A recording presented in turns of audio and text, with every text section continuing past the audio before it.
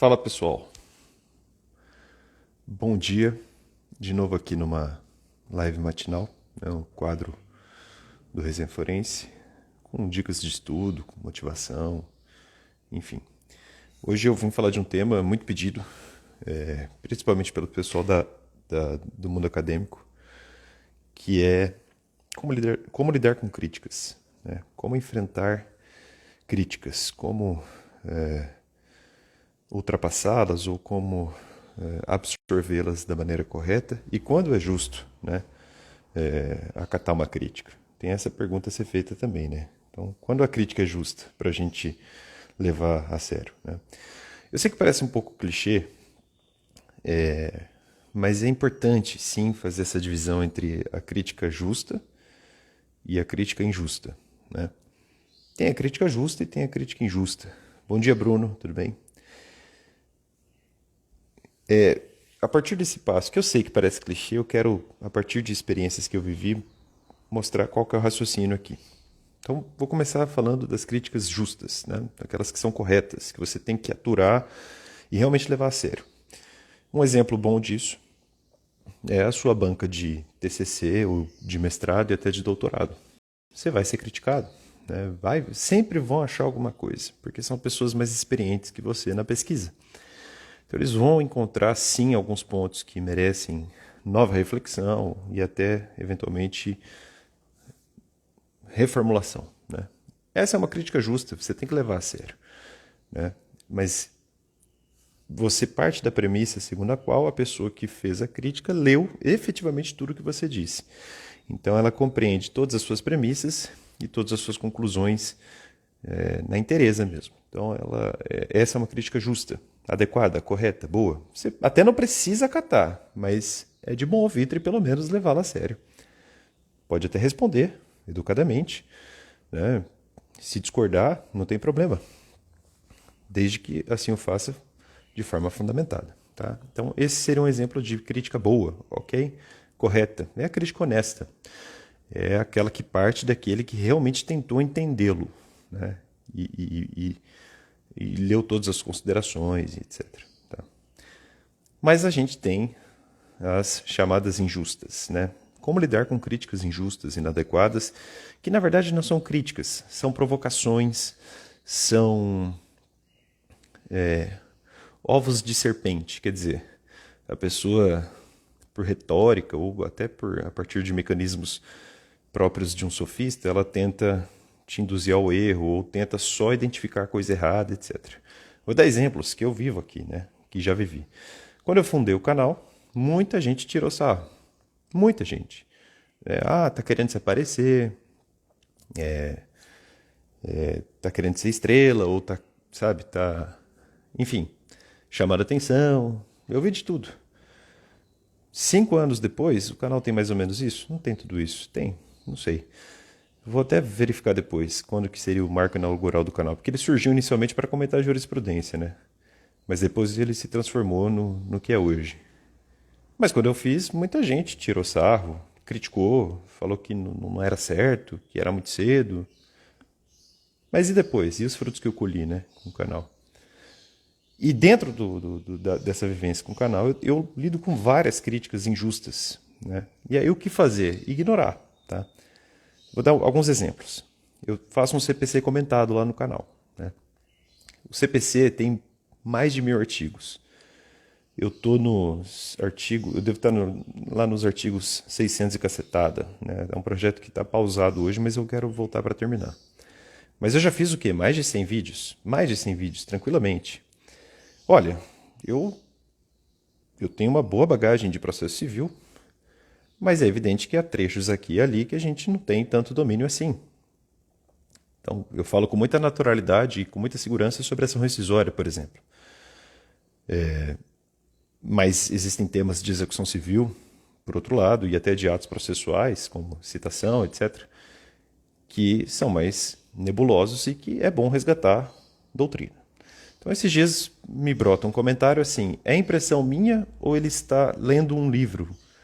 Né, como se estivesse plagiando, ou como se fosse um demérito tirar algo de um livro.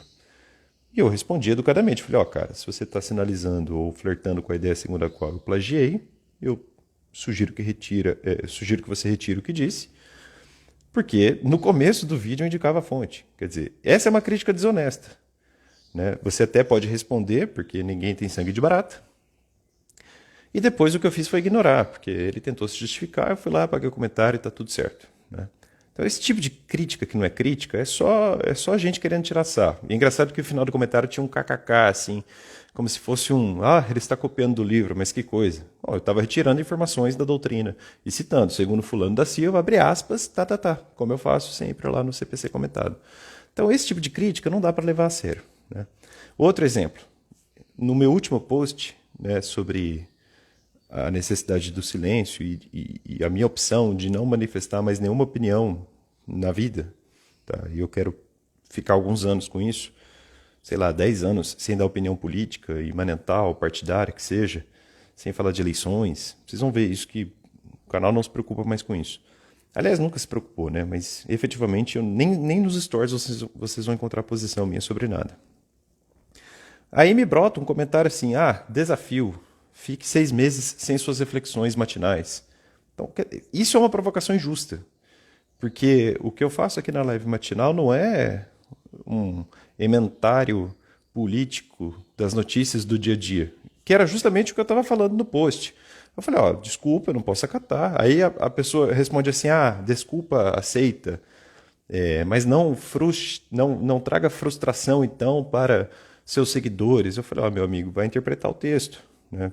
Isso é desonesto, isso é injusto. Então, esse tipo de coisa é melhor ignorar mesmo, né? Tem gente que faz isso para provocar. Mais um exemplo. O canal tem, sei lá, dezenas de cursos de materiais, e enfim, deve ter mais de 3 mil laudas de material gratuito para todo mundo, tá? E eu me lembro que um nome ficou familiar porque ele só brotava nos comentários para mostrar algum erro, um lapso de digitação que seja. Mas era assim, era meio grosseiro, porque aqui está errado, né? O certo era a página 111, não 1111, porque faltou o número 1, sabe? Então esse tipo de sujeito eu passei a ignorar. Eu falei, isso aqui não é crítico de verdade, isso aqui é só o cara querendo aparecer em cima de algo que eu fiz. Então esse tipo de crítica é melhor ignorar, tá? Então, como lidar com a crítica? Justamente do jeito que eu estou mostrando aqui hoje, né? Você tem que identificar se ela é justa ou se ela é uma provocação sorrateira para te levar ao erro, ou para menosprezar o seu trabalho, ou para diminuí-lo. Nesses últimos casos, é melhor ignorar mesmo, deixar para lá, tá bom? Vou fechar com um exemplo acadêmico, né? Eu fazia parte de um grande grupo de estudos, vou chamar assim, e ele tinha lá um seleto número de estudiosos, né, de uma determinada área. E eles defendem uma determinada tese, uma ideia, tá? E uma vez eu fiz um texto que não era nem crítico, era um texto trazendo temperamentos, vou colocar assim, para essa tese forte, né? E eu não era nem discordar ou concordar, eu só dizia, olha, eu acho que talvez nesse tanto aqui não seja por aí, assim assado, e escrevi por quê.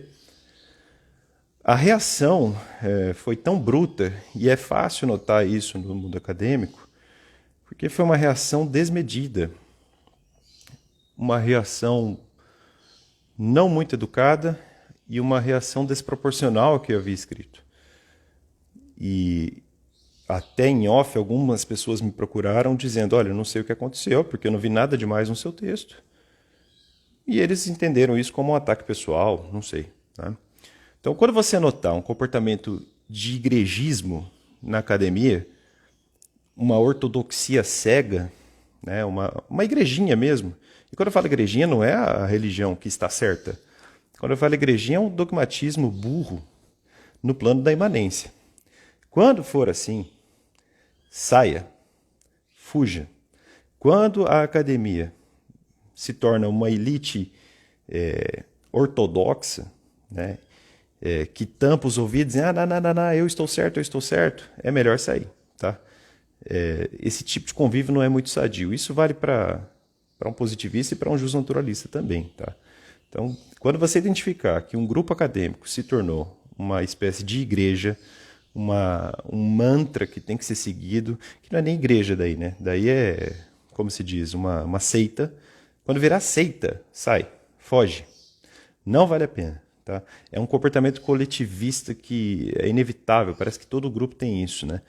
Começa a ficar uma panelinha também. Então, quando você identificar que um grupo tem uma panelinha e que um cita o outro de forma retroalimentada e autorreferente e sempre elogiosa, desconfie, tem alguma coisa errada aí.